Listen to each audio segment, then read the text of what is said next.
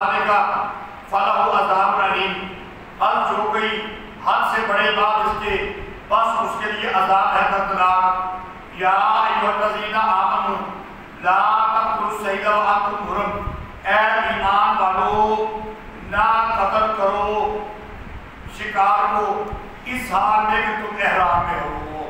یہ اگلی آیت کی طرف وضاحت آ گئی۔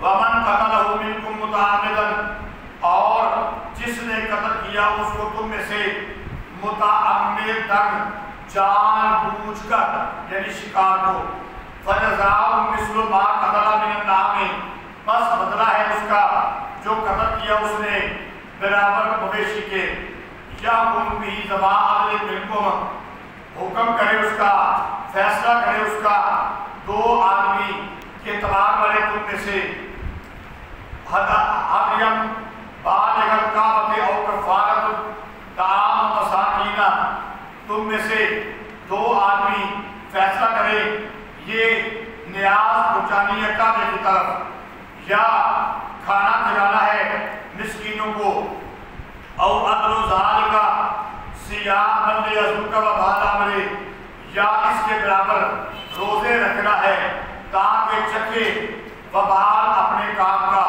عفا اللہ عما سلف، درگزر کر چکا اللہ تعالیٰ جو اس سے پہلے ہو چکا، فمن عاد، اور جو کوئی پھر لٹائے، فینتقم اللہ منہ، بس بدلے گا اللہ تعالیٰ اس سے، واللہ عزیز ذو انتقام، اور اللہ تعالیٰ زبردست ہے انتقام لینے والا۔ دیکھو بھائی اب اس بات کو سمجھو، احرام کی حالت کے اندر شکار کرنا منع ہے۔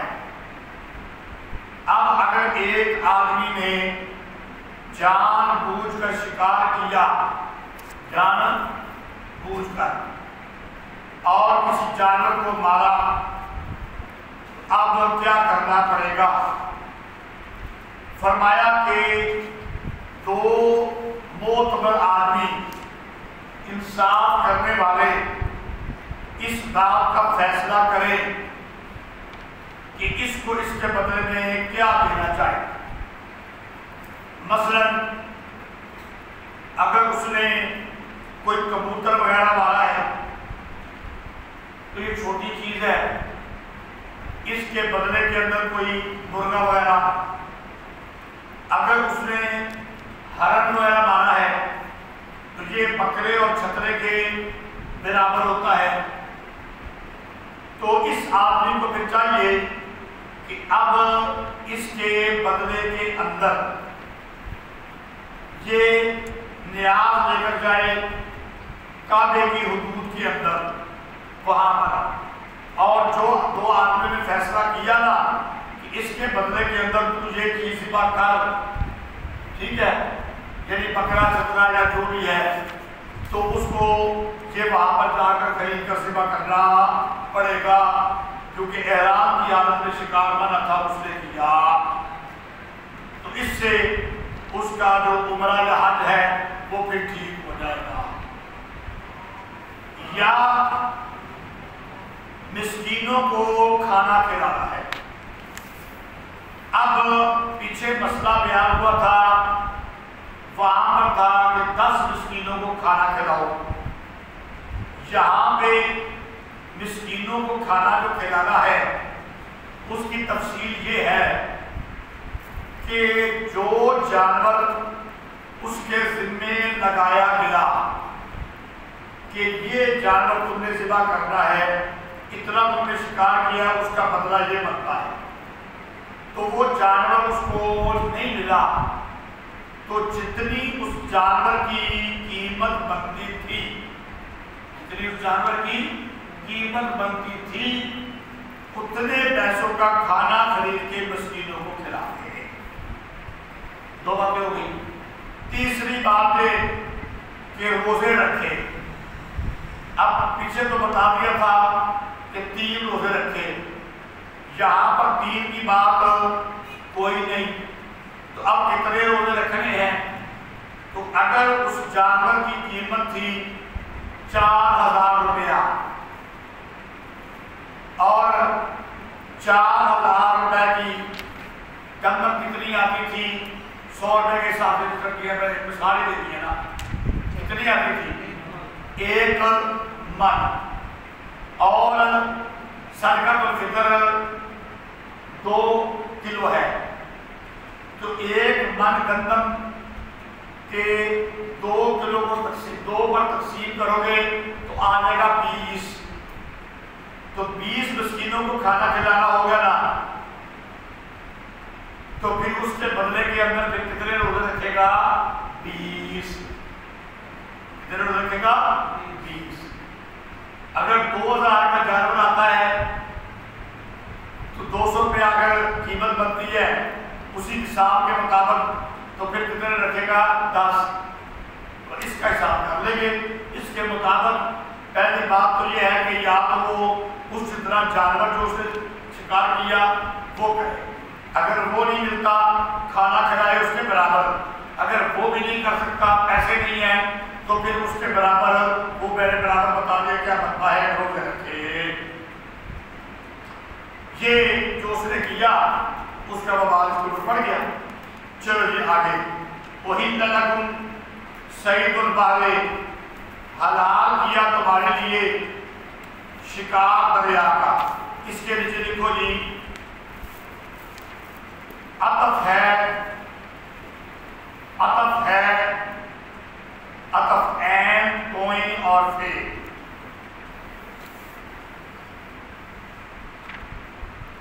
عطف ہے خاص کا عام پر،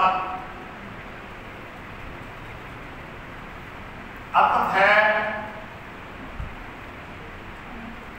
خاص کا عام پر. دیکھو فرمایا حلال کیا گیا تمہارے لیے شکار دریا کا. احرام کی حالت کے اندر جنگل کا شکار، صحرا کا شکار، خشکی پر زمین کا شکار منع ہے. لیکن اگر کشتی میں آ رہا ہے تو مچھلی وغیرہ پکڑ لی تو وہ اللہ نے کیا کر دیا؟ حلال کر دیا. فرمایا حلال ہے تمہارے لیے دریا کا شکار، وطعامہ اور اس کا کھانا، متاع لکم وللسیارۃ نفع اٹھانا ہے تمہارے لیے اور مسافروں کے لیے. وحرم علیکم صید البر ما دمتم حرما، اور ہم حرام ہے تمہارے اوپر شکار خشکی کا جب تک کہ تم احرام کی حالت میں ہو. اللہ اکبر. واتقوا اللہ الذی الیہ تحشرون، اور ڈرو اللہ سے وہ جس کی طرف تم جمع کیے جاؤ گے. جعل اللہ الکعبۃ البیت الحرام، اس کے نیچے لکھو جی نیازات الہیہ کا بیان.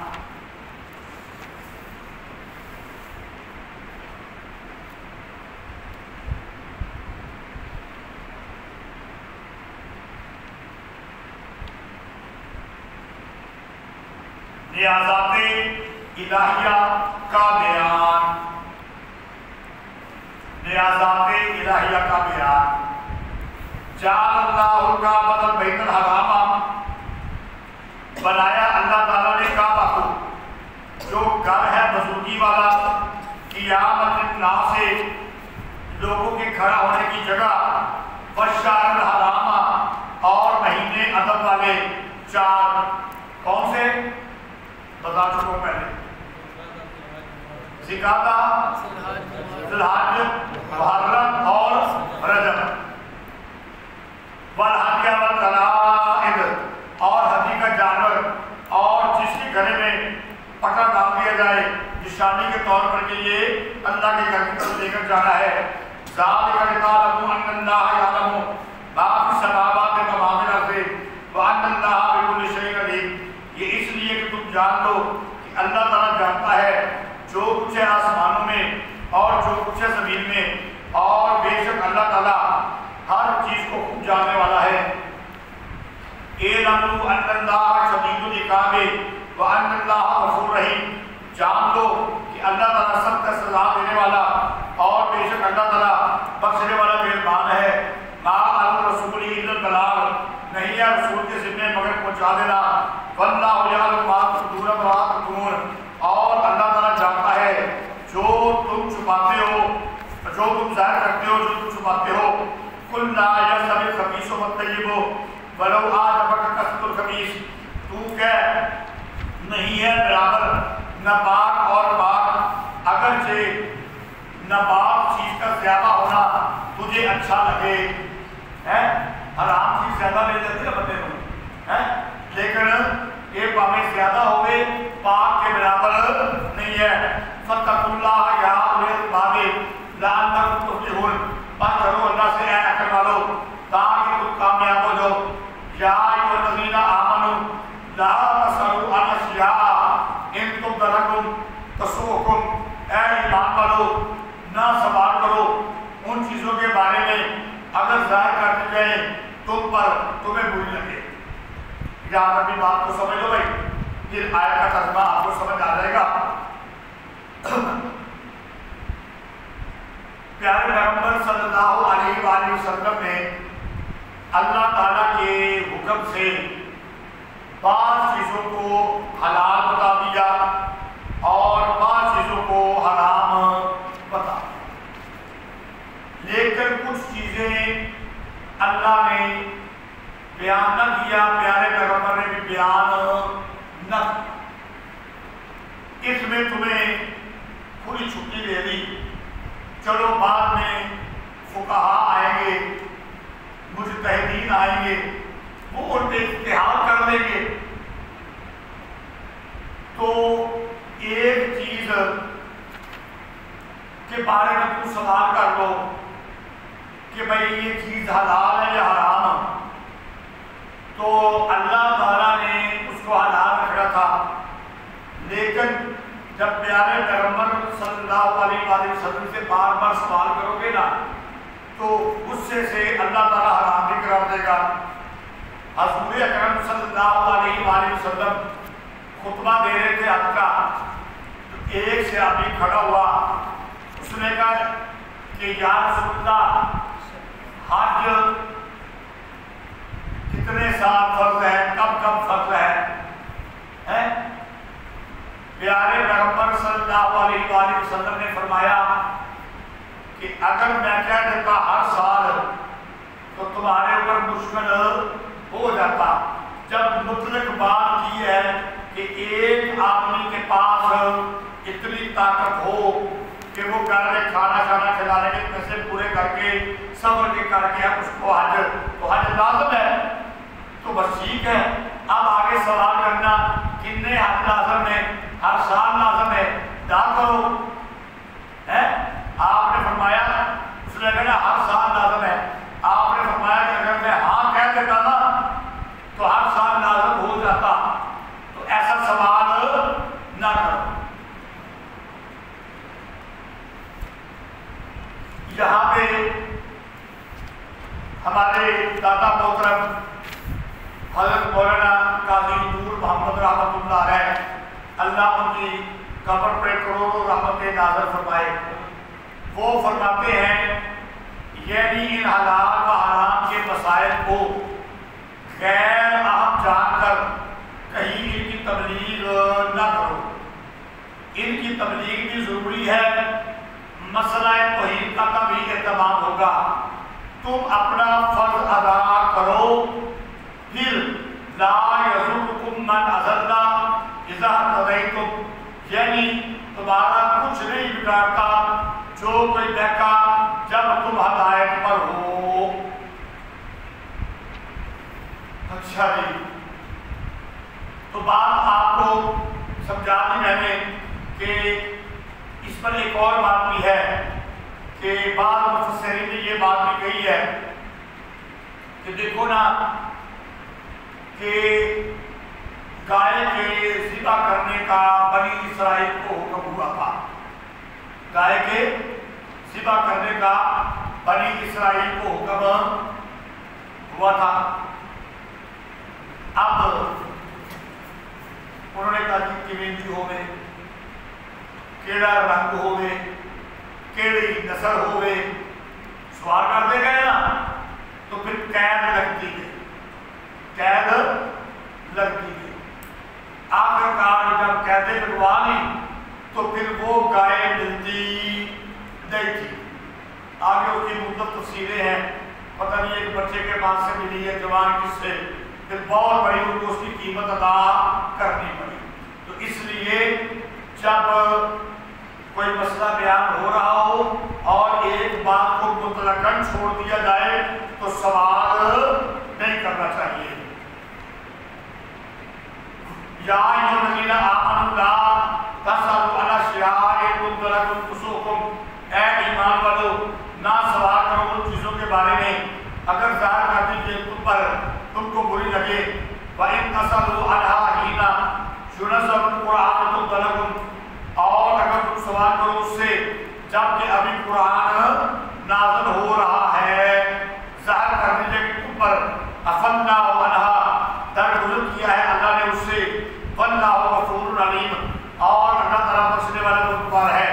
قَدْ سَأَلَهَا قَوْمٌ مِّن قَبْلِكُمْ ثُمَّ أَصْبَحُوا بِهَا كَافِرِينَ، تاکہ سوال کر چکی ایک قوم تم سے اس سے پہلے، بتا دے رہا میں نے بنی اسرائیل، ثم أصبحوا بها كافرين، پھر ہو گئے اس کا انکار کرنے والے۔ ما جعل الله من بحيرة ولا سائبة، اس کے نیچے لکھو جی اعادہ تردید،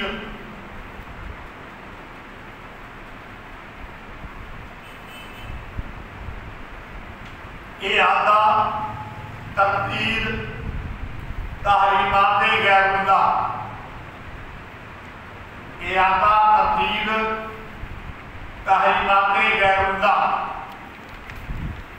اعادہ تردید یعنی دوبارہ تردید کی، دوبارہ تردید کی، یہ بات کو رکاؤ تو دوبارہ کیا، ما جعل اللہ من بحیرۃ ولا سائبۃ ولا وسیلۃ ولا حام، نہیں بنایا اللہ تعالیٰ نے بحیرہ اور نہ سائبہ اور نہ وسیلہ اور نہ حام، ولکن الذین کفروا یفترون علی اللہ الکذب، اور لیکن وہ لوگ جو کافر ہیں باندھتے ہیں اللہ پر جھوٹ، وَأَكْثَرُهُمْ لَا يَعْقِلُونَ، اور اکثر ان میں سے عقل نہیں رکھتے۔ وَإِذَا قِيلَ لَهُمْ، اس کے لیے لکھو یہ شکوہ،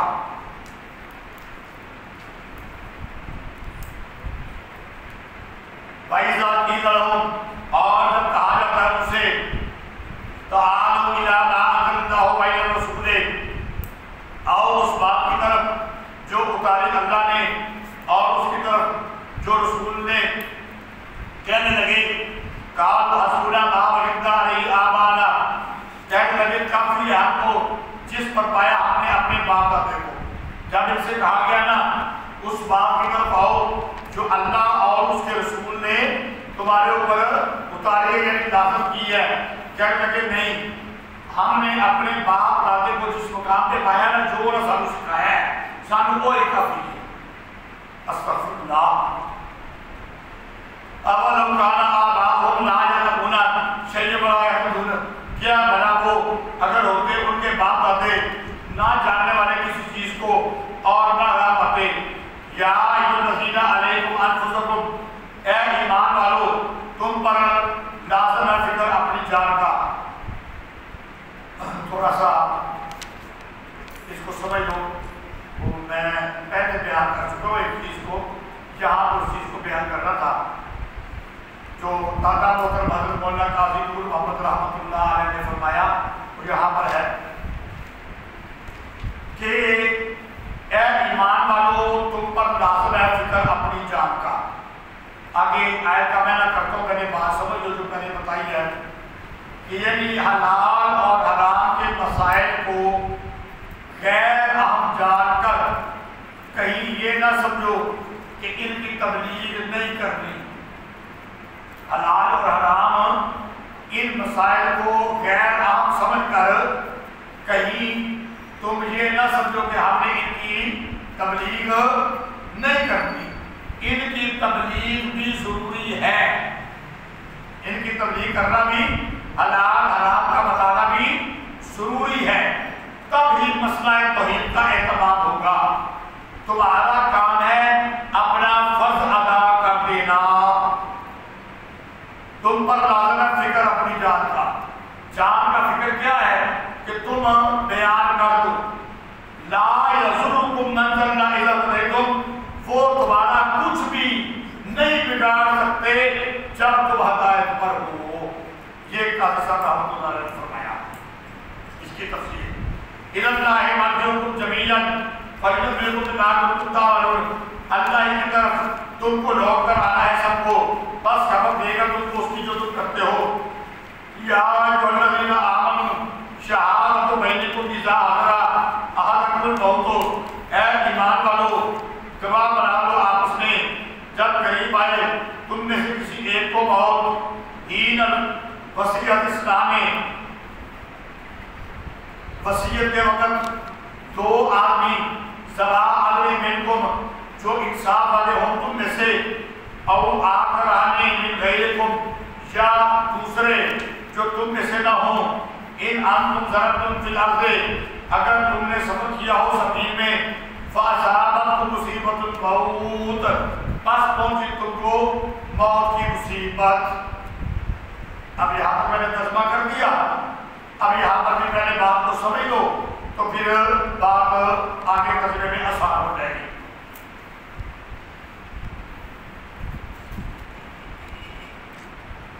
ایک صحابی تھے حضرت بدیر رضی اللہ تعالی عنہ. انہوں نے تجارت کے لیے سفر کیا. ان کے ساتھ دو آدمی تھے، تمیم اور عدی.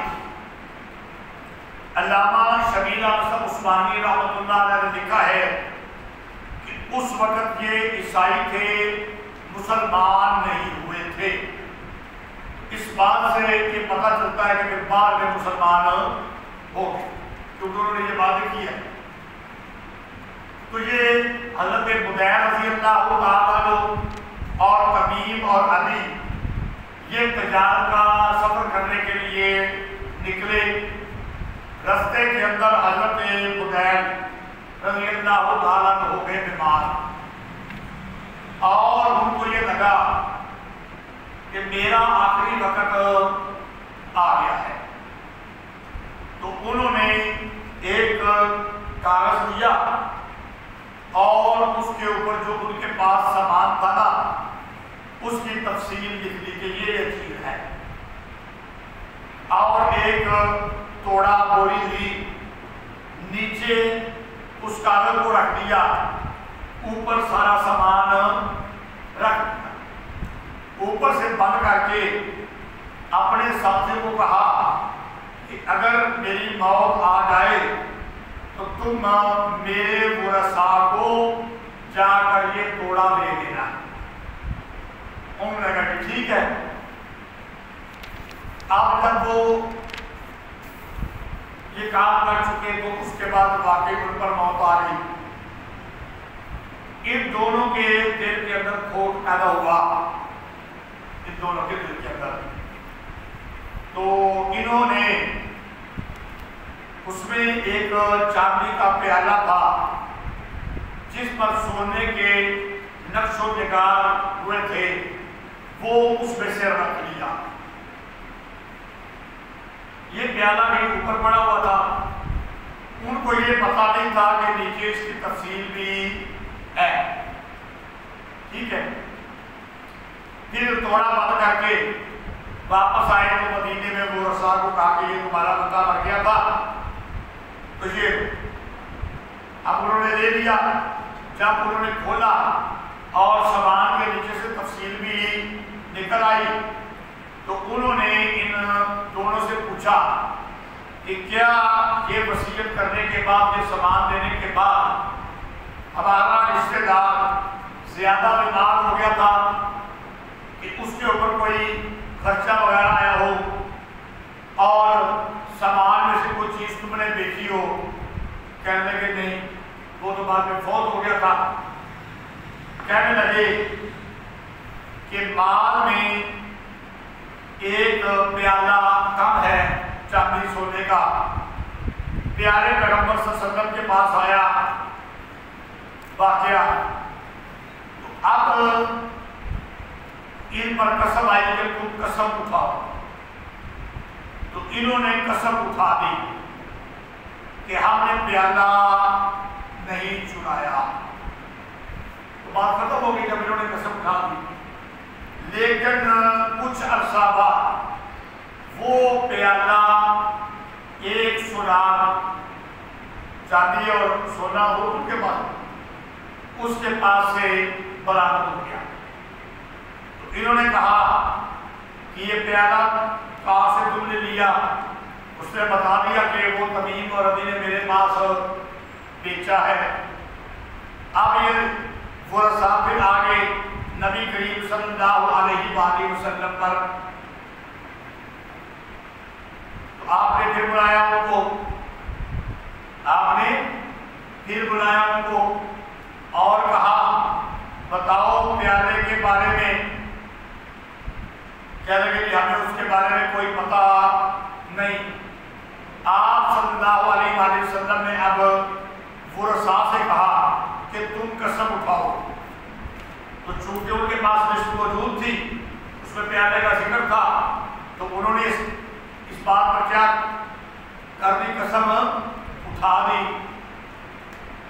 تو یہ شریعت کے اندر آپ پڑھے ہوئے ہو فقہ، مسئلہ یہ ہوتا ہے جو بندہ کسی پر دعویٰ کرے اس پر گواہ لازم آتے ہیں، اور جو مدعا علیہ ہے اگر مدعی گواہ نہ لا سکے تو جو مدعا علیہ مجیب ہے جو اس کا انکار کرتا ہے اس پر کیا آتی ہے؟ قسم لازم آتی ہے۔ ٹھیک ہے، تو مدعی گواہ نہ دے اور جو مدعا علیہ ہے وہ پھر قسم اٹھا دے تو ان کا حق بن جاتا ہے۔ چنانچہ پھر انہوں نے جب قسم اٹھا دی تو پھر 1000 درہم یا دینار جو اس پیالے کی قیمت تھی ان کو دینی پڑی، انہوں نے دی۔ تو یہ آیات جو ہے نا اس چیز کو بیان کر رہے ہیں۔ اب دوبارہ خصوصی ترجمہ کر لیتے ہیں۔ اے ایمان والوں گواہ بنا لیا کرو آپس میں جب کہیں آئے، جب کبھی آ جائے تم کو موت وصیت کے وقت، 2 آدمی انصاف والے تم میں سے ہو۔ یہ تم میں سے کا مطلب ہے کہ ایمان والے، یا اگر ایمان والے پاس نہیں ہے او آخران من غیرکم، ایمان نہ لانے والے، لیکن اس سے پہلے کہہ چکے ہیں سواء عدل منکم، ہوں عدل والے تم میں سے۔ تو جو دوسرے ہیں اگر وہ ایمان والے پاس نہیں ہے، دوسرے ہیں تو جو بے شک وہ مسلمان تو نہیں ہیں لیکن انصاف کرنے والے ہیں، تو پھر ان کو گواہ بنا لو۔ اگر تم نے صبر کیا زمین میں، پس پہنچی تم کو مصیبت موت کی، اب آگے کیا کرو؟ تابسونہما، کھڑا کرو ان دونوں کو بعد نماز کے، فیقسمان باللہ، پس وہ قسم اٹھائے اللہ کی، ان ارتبتم لا نشتری بہ ثمنا ولو کان ذا قربی، اگر تم کو شبہ پڑے، انہوں نماز سوال کھڑا کرو نا، اگر تم کو شبہ پڑے ہے کہ بھائی سارے سامان جو کوئی چیز کاٹے، جس طرح انہوں نے پرچہ پڑا تو شبہ پڑ گیا، وہ قسم اٹھائیں۔ کیا قسم اٹھائیں؟ نماز کے بعد کہ ہم اللہ کی قسم اٹھاتے ہیں کیا؟ لا نشتری بہ ثمنا ولو کان ذا قربی، کہ ہم نہیں لیتے قسم کے بدلے میں مال اگرچہ وہ ہمارا قریبی رشتہ داری ہو، ولا نکتم شہادت اللہ، اور ہم نہیں چھپاتے اللہ کی گواہی، انا اذا لمن الآثمین، اس وقت وہ ہم گنہگار ہوں گے۔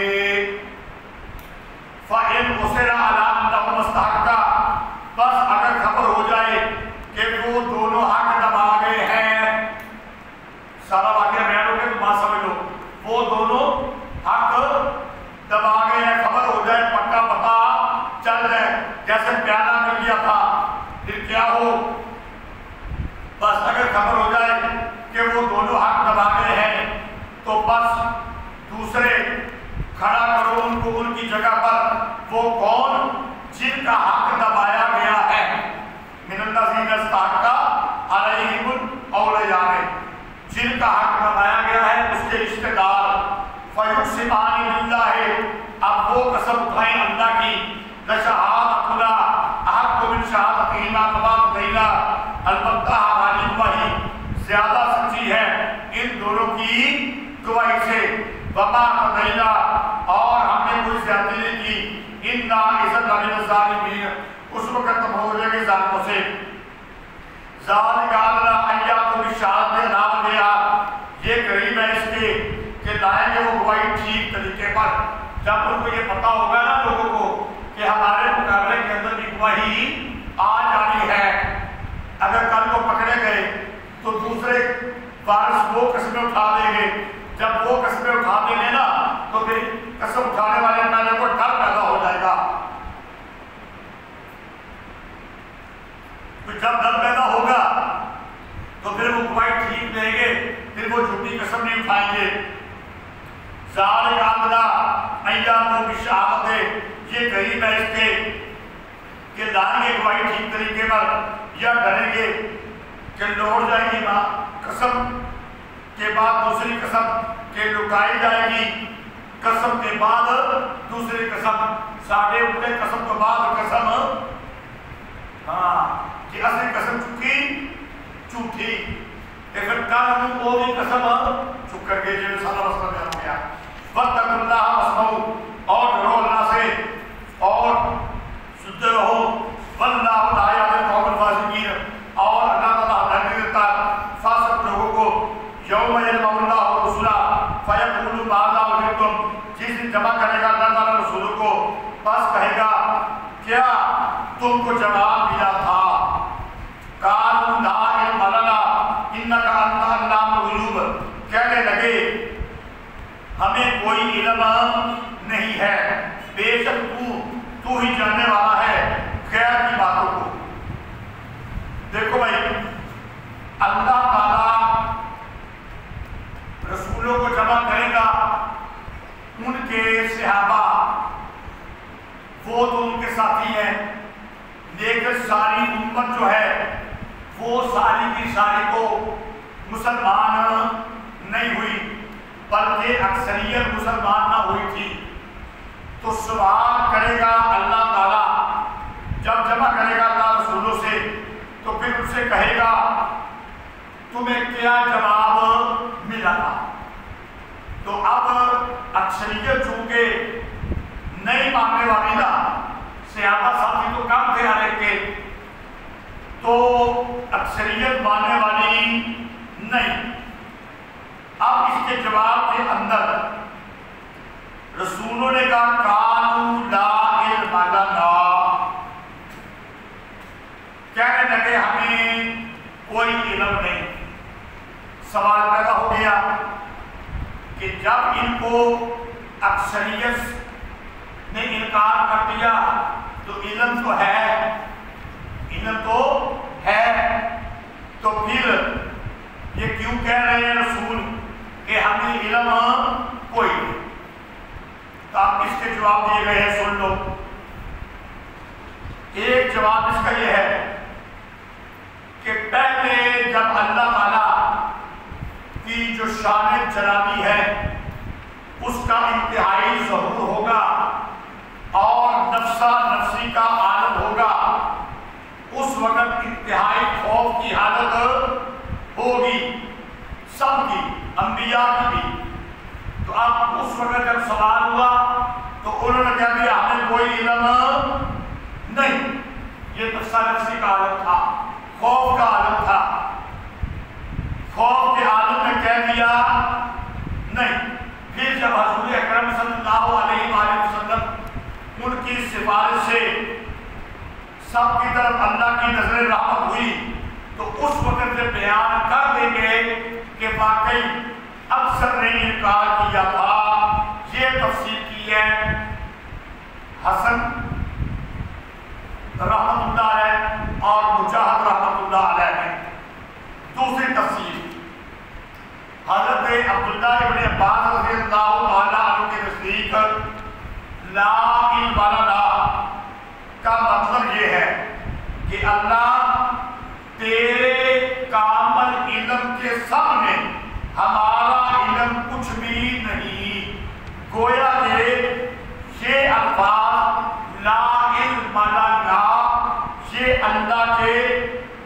کے طور پر کہے کہ ہم کہاں، اے مولا تو کہاں، جتنا ہمیں علم ہے تیرا علم اس سے بہت بڑا ہے۔ یہ تفسیر کی ہے حضرت عبداللہ ابن عباس رضی اللہ تعالیٰ۔ دو تفسیر ہو گئی۔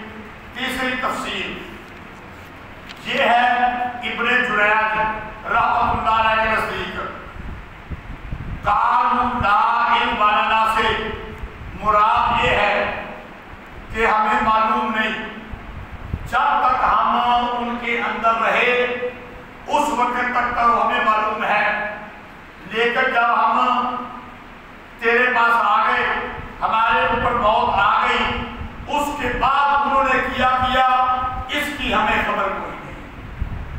ٹھیک ہے، تو لا الہ الا اللہ کا نام کا مطلب ابن جریج نے کہہ دیا کہ نبیوں نے کہا کہ جب ہم دنیا سے آ گئے ہمارے پیچھے انہوں نے کیا اس کا ہمیں کوئی علم نہیں، ہمیں تو اتنا علم ہے جب تک تھے، تو اس کے بعد کا ہمیں کوئی علم نہیں ہے۔ اس کا اللہ یا عیسی ابن مریم اذکر نعمتی علیک وعلی والدتک، جب کہا اللہ تعالیٰ نے اے عیسی مریم کے بیٹے یاد کر میرا احسان تم پر اور تیری والدہ پر، اس ایتک کا بروح القدس، جب مدد کی تیری پاک منہ سے، تکلم الناس بالمہد وکہلا، باتیں کرتا تھا تم لوگوں سے گود میں اور کہولت کی عمر میں۔ اس کی تفصیل سے پہلے بیان ہو چکی ہے۔ وَإِذْ عَلَّمْتُكُمْ الْكِتَابَ، اور جب سکھلائی تم کو کتاب، وَالْحِکمَةَ اور حکمت، وَالتَّوْرَاةَ اور انجیل اور تورات اور انجیل، وَإِذْ تَخْلُقُ مِنَ الطِّينِ، یہ میں ترجمہ کر رہا ہوں، جو آپ مٹی سے پرندے بناتے تھے اللہ کے حکم سے اڑتے تھے، اس کی تفسیر بھی اس سے پہلے پڑھ چکے ہو نہیں؟ پڑھ چکے ہو نہیں؟ یا تو فیس بک نکال کے دوبارہ دیکھ لینا پڑا۔ جب بناتا ہوں گارے سے شکل پرندے کی میرے حکم سے، بس تم پھونک مارتا تھا اس میں، بس ہونے پتا وہ پرندہ میرے حکم سے، یعنی اڑنے والا پرندہ، طیرن اڑنے والا بیزنی، وَتُمَرِّرُ الْأَكْمَامَ وَالْأَبْرَصَ بیزنی، اور تم ٹھیک کر دیتا تھا مادر زاد اندھے اور کوڑے کو میرے حکم سے، وَإِذْ تُخْرِجُ الْمَوْتَىٰ بِإِذْنِی، اور جب تم نکال کھڑا کرتا تھا مردوں کو میرے حکم سے، وَإِذْ كَفَفْتُ بَنِي إِسْرَائِيلَ عَنْكَ إِذْ جِئْتَهُمْ، اور جب روکا میں نے بنی اسرائیل کو اس جیتاؤں میں بنی رہتے، جب جو لے کر آیا ان کے بند نشانیاں، فقال الذین کفروا منہم، بس کہا ان لوگوں نے جو انکار کرنے والے تھے ان میں سے، ان ھذا الا سحر مبین، نہیں ہے یہ مگر جادو کھلا ہوا، وَإِذْ أَوْحَيْتُ إِلَى الْحَوَارِيِّينَ أَنْ آمِنُوا بِي وَبِرَسُولِي، اور جب دل میں ڈالا میں نے حواریوں کے کہ ایمان لاؤ مجھ پر اور میرے رسول پر۔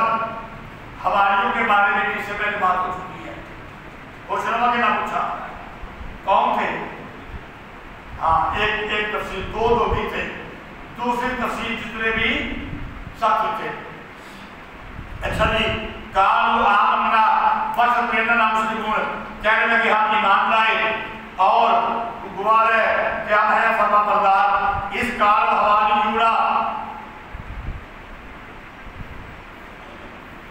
جب کہا حواریوں نے یا عیسی ابن مریم هل يستطيع ربك أن ينزل علينا مائدة من السماء، اے عیسی مریم کے بیٹے کیا تیرا رب یستطیع ربک کر سکتا ہے، یعنی اس بات کی طاقت، اس بات کی قدرت رکھتا ہے کہ کیا کرے، اتارے ہمارے اوپر مائدہ، یہ سورت مائدہ دسترخوان، کیا اتارے؟ دسترخوان من السماء، آسمان سے دسترخوان آئے۔ قال اتقوا اللہ ان کنتم مؤمنین، حضرت عیسیٰ علیہ السلام نے کہا یہ کیا مانگ رہے ہو، کیا سوال کر رہے ہو، کرو اللہ سے اگر ہو تم ایمان لانے والے، ایسے سوال نہ کرو۔ آگے انہوں نے کیا کہا، قالوا نريد ان ناكل منها، کہنے لگے ہم چاہتے ہیں کہ ہم اس سے کھائیں، وَتَطْمَئِنَّ قُلُوبُنَا اور مطمئن ہو جائے ہمارے دل. دیکھو بھائی، ایک ہوتا ہے حق الیقین اور ایک ہوتا ہے عین الیقین.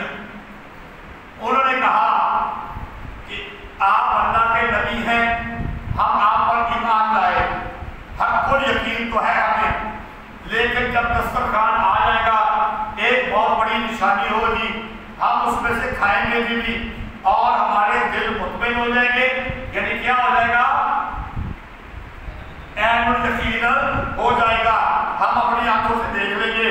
وَنَعْلَمَ أَنَّ صَدَقْتَنَا اور ہم معلوم کر دیں گے کہ ہم سے سچ کہا گیا. وَنَكُونَ عَلَيْهَا مِنَ الشَّاهِدِينَ اور ہو گئے ہم اس پر گواہی دینے والے. قال عیسی ابن مریم اللہم ربنا انزل علینا مائدۃ من السماء.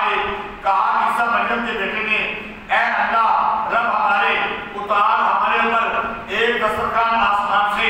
تکون لنا عیدا للاولین وآخرین وآیۃ منک. ہو ہمارے لیے وہ دن جب دسترخوان اترے گا، عید اور نشانی تیری طرف سے.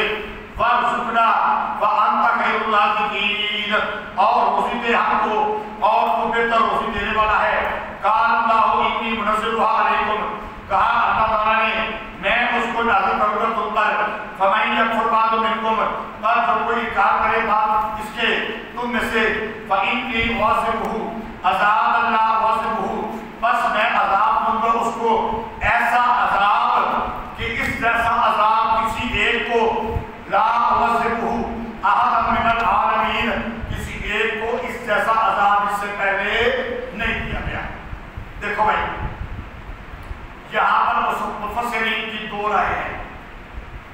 ایک رائے ہے کہ دسترخوان اترا، ساتھ یہ کہا گیا کہ نشانی تو ہم نے اتار دی، دسترخوان تو ہم نے اتار دیا، لیکن جو بندہ مریض ہو وہ کھائے، تندرست نہ کھائے. جو فقیر ہو مسکین ہو وہ کھائے، غنی نہ کھائے. تو اگر جس نے انکار کیا تو آگے آ رہا ہے اس کے بعد، تو پھر میں ایسا عذاب دوں گا کہ ایسا عذاب اس سے پہلے میں نے کسی امت کو دیا نہیں دیا.